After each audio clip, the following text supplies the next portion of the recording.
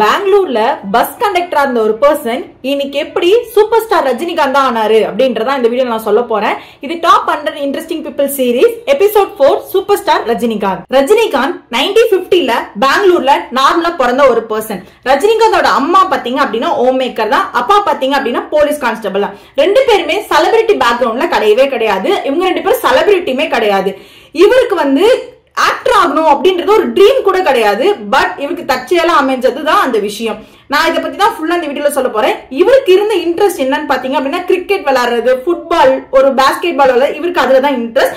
இவர் பெங்களூர்ல தான் ஸ்கூலிங் ஃபுல்லாவே முடிச்சாரு. எல்லாமே இவர் பஸ் கண்டக்டரா ஒர்க் பண்ண வரைக்குமே பெங்களூர்ல தான் இருந்தாரு. இவர் எப்போ பிலிம் இண்டஸ்ட்ரிக்குள்ள வந்தாரோ அப்பதான் இவர் சென்னைக்கே வந்தாரு. அது வரைக்குமே இவரோட life style full and full Bangalore தான். இவரு 9 years ஓல்டா இருக்கும் போதே அவங்க அம்மாவே இறந்துட்டாரு. இவரு பஸ் கண்டக்டர் ஆகிறதுக்கு முன்னாடி சின்ன சின்ன வேலையெல்லாம் பண்ணிட்டு இருந்தாரு. நார்மலா நம்ம எப்படி பண்ணுவோம், கூலி வேலைலாம், அந்த மாதிரி ஒரு சில வேலையெல்லாம் இவர் பண்ணிட்டு இருந்தாரு. இவரு ஜெனரலாவே மூவி எல்லாமே நிறைய பாப்பாரு. பட் என்னைக்கு அந்த மூவியை பத்தி நான் ஒரு ஆக்டர் ஆகணும்லாம் யோசிச்சதே கிடையாது.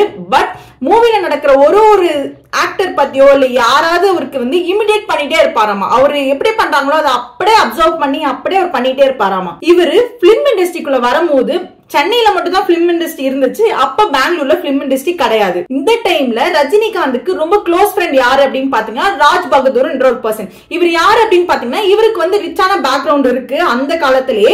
அப்பவே இவங்க ஃபேமிலியில 50 மாடு ஆடு இருக்க அளவுக்கு ஒரு மெயின்டைன் பண்ற அளவுக்கு ஒரு ஃபேமிலி. அதை மெயின்டைன் பண்ண கஷ்டம்னு சொல்லிதான் இவர் டிரைவர் ஆகலாம் அப்படின்னு சொல்லி டிரைவிங் கத்துக்கிட்டு டிரைவர் ஆயிட்டாரு. பிடிஎஸ் டிரைவர் ஆயிட்டாரு. அந்த பிடிஎஸ் டிரைவர்ல தான் ரஜினி கண்டக்டரா ஒர்க் பண்ணிட்டு இருந்தாரு.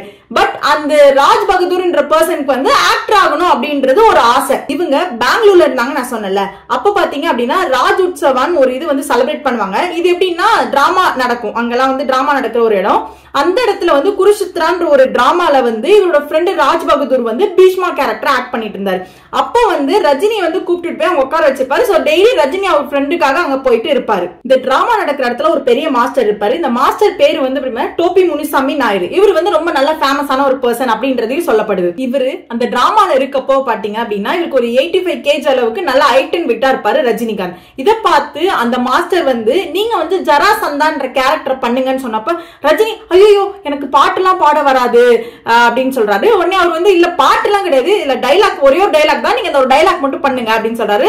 இவரு சரி ஓகே அப்படின்னு சொல்லிட்டு அதை பண்றாரு. அந்த மாஸ்டர் ரஜினிகாந்த் கிட்ட உங்களுக்கு டைலாக் தெரியுமா அப்படின்னு கேட்கிறாரு. அதுக்கு ரஜினிகாந்த் நான் தான் டெய்லி உட்காந்து பாத்துட்டு இருக்கேனே இந்த டிராமால அப்படின்னு சொல்லிட்டு தெரியும் அப்படின்னு சொல்றாரு. சரி ஓகேன்னு சொல்லிட்டு அந்த கேரக்டர் ஆக்ட் பண்றாரு. இவரு சூப்பரா பண்ணிடுறாரு. அவர் ஃப்ரெண்டு பார்த்து சர்ப்ரைஸ் ஆயிடுறாரு. என்னடா இது இவன் இவ்வளவு சூப்பரா பண்றான் அப்படின்னு சொல்லிட்டு அங்க இருந்தவங்களும் ஷாக் ஆயிடுறாங்க. இவர் பண்றதை பார்த்து அவ்வளவு சூப்பரா பண்ணிட்டாரு. ஜராசந்தான்ற கேரக்டர் இவர் செம்ம சூப்பரா பண்ணிட்டாரு. அந்த டைம்ல அந்த ஃப்ரெண்டு ராஜ் பகதூர் கேட்கிறாரு ரஜினி கிட்ட, எப்போடா நீ டைலாக் எல்லாம் பைகாட் பண்ண அப்படின்னு கேட்கிறாரு. அதுக்கு இவர் சொல்றாரு நான் எங்க பைகாட் பண்ண, நான் தான் டெய்லி உட்காந்து பாத்துட்டு இருக்கேனே அப்படின்னு சொல்றாரு. அப்போ இந்த டிராமால இவரும் ஒரு பார்ட் ஆயிட்டாரு ரஜினிகாந்த். இந்த டிராமால ஒரு மெயின் கேரக்டர் இருப்பாங்க. யாரு அப்படின்னு பாத்தீங்கன்னா துரியோதனா. இந்த டிராமாக்கே அதுதான் ஒரு பெரிய மெயின் கேரக்டர். அந்த மெயின் கேரக்டர் பர்சனுக்கு ஒரு நாள் உடம்பு சரியாம ஆயிடுது. அவரால் ஏந்திச்சு கூட நடக்க முடியல. டிராமா இன்னொரு 3 நாள்ல நடக்க போகுது. அப்போ என்ன ஆகுது, இந்த கேரக்டர் வேற ஒருத்தவங்க பண்ணவும் மாட்டாங்க. பண்றேன் அப்படின்னு சொல்ற அளவுக்கு ஈஸியாவும் இருக்காது. ஏன்னா எல்லாருக்கும் பேசுறது கொஞ்சம் கஷ்டமான ஒரு விஷயம் தான். ஓகேவா? அப்ப என்ன பண்றது, மாஸ்டர் அவருக்கு உடம்பு சரியில்லை, ஃப்ளூ அந்த மாதிரி அவரு ஆனப்போ மாஸ்டர் ரஜினிகாந்த் கேட்க நீங்க இந்த கேரக்டர் பண்றாரு. ரஜினி நானா துரியோதனவா மெயின் கேரக்டர் ஆச்சுல அப்படின்னு சொல்லி ஷாக் ஆறாரு. அவரு ஆமா நீங்க பண்ணுங்க அப்படின்னு சொல்றாரு.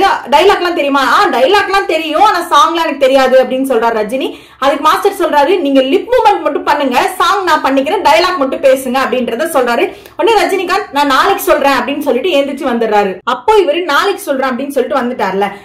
ராஜ் பகதூர் என்ன சொல்றாரு ரஜினி கிட்ட அப்படின்னா, வேணாண்டா நீ அதெல்லாம் ஒத்துக்காத, அவங்க ஏதாவது மேனேஜ் பண்ணிப்பாங்க, இது நீ ரிஸ்க் எடுக்காத, இது நமக்கு வேணாம், இது ஏதாவது கொண்டு போய் விட்டுரும், வேணாம் அப்படின்னு சொல்லிட்டு ராஜ் பகதூர் ரஜினி கிட்ட சொல்றாரு.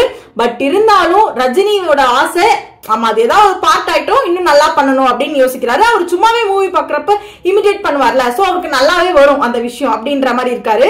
அப்போ அடுத்த நாள் அவர் ஃப்ரெண்டு என்ன சொன்னாலும் அதை கண்டுக்காம நெக்ஸ்ட் போய் அவருக்கு அந்த மாஸ்டர் கிட்டே போயிட்டு நான் பண்றேன் அப்படின்றது ரொம்ப தைரியமா சொல்லியிருக்காரு. அந்த டைம்ல தான் என்டிஆர் மூவி ரிலீஸ் ஆகுது. இந்த என்டிஆர் மூவில என்டிஆர் துரியோதனா கேரக்டர் பண்ணிருப்பாரு. இந்த கேரக்டர் அப்படியே இமிடேட் பண்ணி நம்ம பண்ணுவோம் அப்படின்னு சொல்லி பயங்கரமா ஸ்டோர் பண்ணிட்டாரு மைண்ட்ல.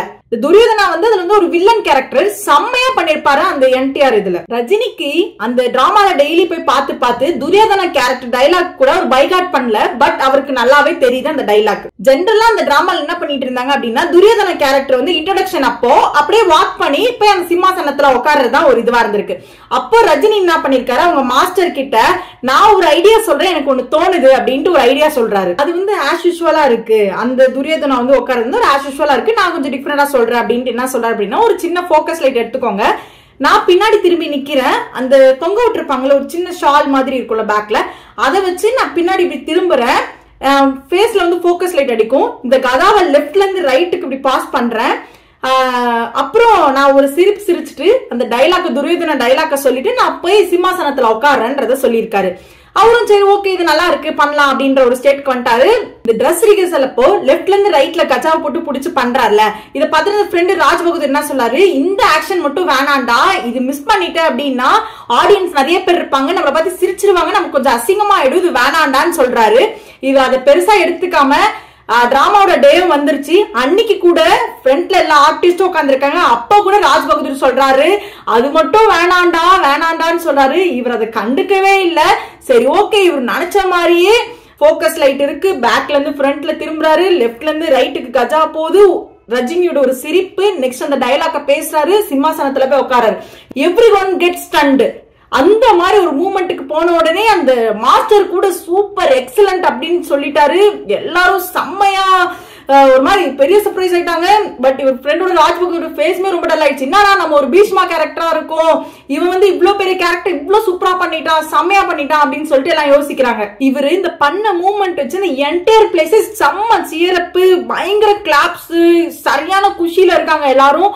அந்த அளவுக்கு ஒரு பெரிய மூவ்மெண்ட்க்கு போயிட்டாரு. ஒரு ஃப்ரெண்ட் எல்லாம் பயங்கர ஷாக்கு, அந்த மாஸ்டர் எல்லாருமே ஒரு மாதிரி சர்ப்ரைஸ் ஆகி அந்த மாதிரி இருக்காங்க. அந்த கிரீன் ரூம்ல இவர் யார் இந்த கேரக்டர் பண்ணாங்க, யார் துரியோதன கேரக்டர் பண்ணாங்கன்னு சொல்லிட்டு 60ல இருந்து 70 பேர் இவரை பாக்குறதுக்காக வெயிட் பண்ணிட்டு இருந்தாங்க. அந்த டிராமா டே முடிஞ்ச அன்னைக்கு கிட்டத்தட்ட அப்ப டைம் பாத்தீங்க அப்படின்னா ஒரு 11:30 கிட்ட ஆயிடுச்சு. ஒரு ஆட்டோ புக் பண்ணி அவங்க பக்கத்துல இருக்க பார்க் போயிட்டாங்க. ராஜ் பகதூர் ரஜினியும் சரியான சரக்கு, நல்லா சரக்கு போட்டு ராஜ் பகதூர் அழுக ஆரம்பிச்சிட்டாரு. நீ கண்டக்டர் இல்லடா, நீ வந்து ஒரு கவர்ச்சி கண்ணன் மாதிரி, ராம்தாஸ் மாதிரி, நீ ஒரு பெரிய வில்லன்ரா, நீ சூப்பரான ஒரு வில்லன் அப்படின்னு சொல்லிட்டு ரஜினி கிட்ட சொல்றாரு. நீ சென்னை கிளம்பி போடா அப்படின்னு சொல்றாரு ராஜ் பகதூர் ரஜினி கிட்ட. நெக்ஸ்ட் பாத்தீங்க அப்படின்னா இவர் இந்த சரக்கு அடிச்சுட்டு கிட்டத்தட்ட ஒரு 2 மணி ஆயிடுச்சு. இவரு சரக்கு எல்லாம் பயங்கரமா அடிப்பாரு. அந்த டைம்ல இவரு சரக்கு போட்டு அவங்க அண்ணனெல்லாம் பார்க்க மாட்டாரு, அவங்க அண்ணன் பக்கத்துல போக மாட்டாரு, அண்ணன் பார்க்க மாட்டாரு.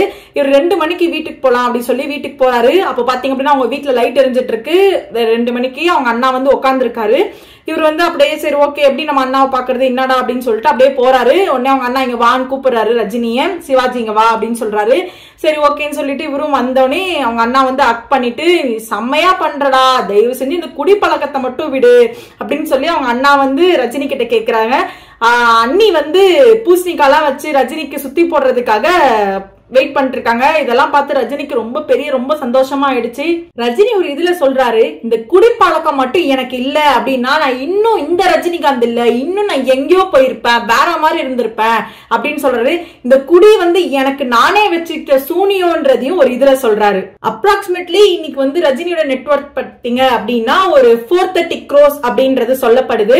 ரஜினி என்ன ஒரு இதுல வந்து நமக்கு ஒரு அட்வைஸா அப்படின்னு சொல்றாருன்னா, உங்களை நான் கையெடுத்து கும்பிடுறேன், நீங்க வந்து இந்த குடிப்பழக்கத்தை மட்டும் குடிக்கிறவங்க வந்து டெய்லி குடிக்காதீங்க, எப்பயாச்சும் குடிங்க, நான் குடிக்கவே வேணான்னு சொல்றதுக்கு வந்து நான் புத்தரும் இல்ல அப்படின்றது வந்து ஒரு இதுல சொல்றாரு. இவரோட டைம் லைன் சொல்றேன். 1950ல பிறந்தாரு, 1970ல வந்து துரியோதனா கேரக்டர் ஆக்ட் பண்ண டைம், 1973ல வந்து மெட்ராஸ் பிலிம் இண்டஸ்ட்ரிக்குள்ள வந்தாரு.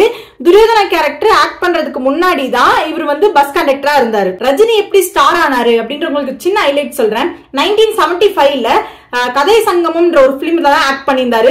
அவர் பிரேக் த்ரூ பண்ண மூமெண்ட் எது அப்படின்னு பாத்தீங்கன்னா அபூர்வ ராகங்கள்ல வில்லனா நடிச்சாரு. அதான் அவர் பண்ண first break through moment. 1980ல Murattu Kaalai படத்துல தான் ரஜினி வந்து ஹீரோவா ஆக்ஷன் பண்ணாரு. நெக்ஸ்ட் அவருக்கு சூப்பர் ஸ்டார் பேரும் வந்தது. 1981ல தான் ஃபுல் லென்த் காமெடி மூவ் பண்ணாரு, அதுதான் தில்லுமுள்ளு. 1982ல தான் ஒரு ஸ்பெஷல் பிரைஸ் கிடைச்சது. அதான் எதுக்கு பாத்தீங்க அப்படின்னா 3 ரோல் இருந்தாரு ஒரு படத்துல, 3 முகம் அப்படின்ட்டு. அதுலதான் அவருக்கு தமிழ்நாடு ஸ்டேட் பிலிம் அவார்ட் கிடைச்சது. 1983ல ஒரு பாலிவுட் மூவி பண்றாரு. இதுதான் பிளாக் பஸ்டர் ஹிட் அப்படின்றது சொல்லப்படுது. ஆன் த கான் ஒரு மூவி. 1984ல ஃபர்ஸ்ட் பெஸ்ட் தமிழ் ஆக்டர் அப்படின்னு இவருக்கு ஒரு அவார்ட் கிடைக்குது. அது எந்த ரோலுக்கு கிடைக்குது அப்படின்னு பார்த்தா நல்லவனுக்கு நல்லவன் அப்படின்ற இதுல வந்து ஃபர்ஸ்ட் கிடைக்குது ஃபர்ஸ்ட் டைம். 1985ல ரஜினிகாந்தோட 100th பிலிம் ஸ்ரீ ராகவேந்திரா. இதுதான் இவரோட நான் குட்டியா ஒரு ஸ்டாரான ஹைலைட்ஸ் உங்களுக்காக நான் சொல்லியிருக்கேன். இவரோட 20 பெஸ்ட் மூவி நான் இப்ப உங்களுக்கு சொல்றேன். பில்லா, முரட்டு காலை, தில்லுமுள்ளு, மூன்று முகம், ராஜாதி ராஜா, தளபதி, அண்ணாமலை, பாஷா, முத்து, அருணாச்சலம், படையப்பா, சந்திரமுகி, சிவாஜி, எந்திரன், கபாலி, காலா, பேட்டு, தர்பார், ஜெயிலர்.